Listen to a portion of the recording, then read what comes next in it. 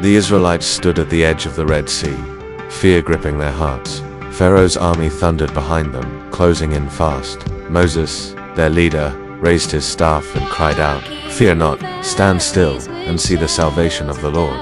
Suddenly, a mighty wind roared. The waters began to churn and part, forming towering walls on either side. A path of dry land appeared before them. With trembling steps, the Israelites crossed through the sea. Their faith grew stronger with each passing moment.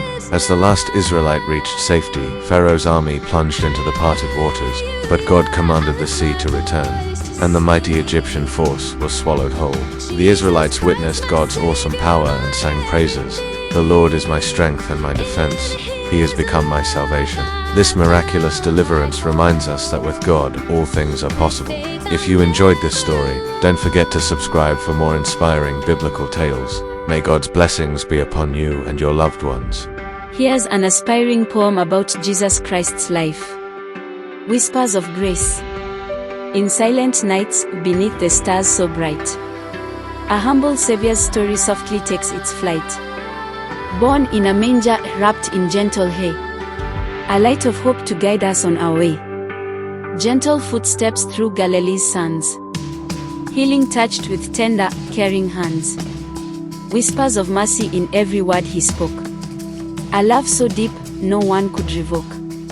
In quiet prayer beneath olive trees' shade, a Savior's heart in silent plea was made. Through storms and trials, his calm did remain, a beacon of peace through sorrow and pain. On the cross, in silence, he bore the weight, a sacrifice born of love so great. Then rose in glory, breaking darkness' chain, a promise of life beyond all pain. Softly now, let his story be sung, a melody of grace, forever young. In gentle whispers, his love we find, a Savior's life, forever kind.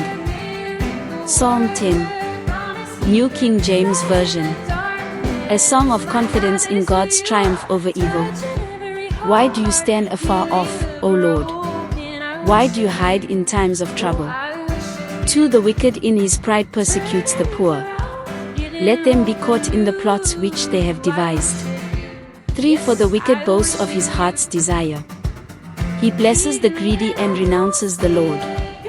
For the wicked in his proud countenance does not seek God. God is in none of his thoughts. 5 His ways are always prospering.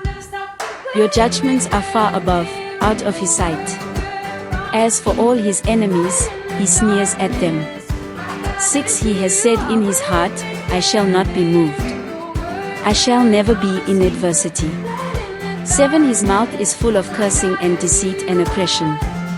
Under his tongue is trouble and iniquity. 8 He sits in the lurking places of the villages.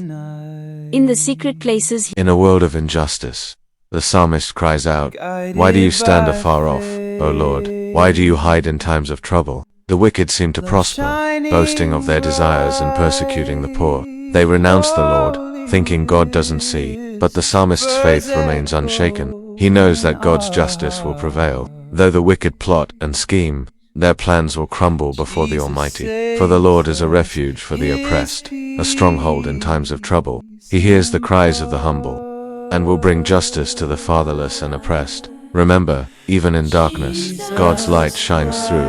Trust in his timing, for he will not forsake his people. The Lord is king forever and ever. The nations have perished out of his land. Don't forget to subscribe for more inspiring psalms. May God's peace be with you always. Either evil or good ultimately do not matter in God's judgments.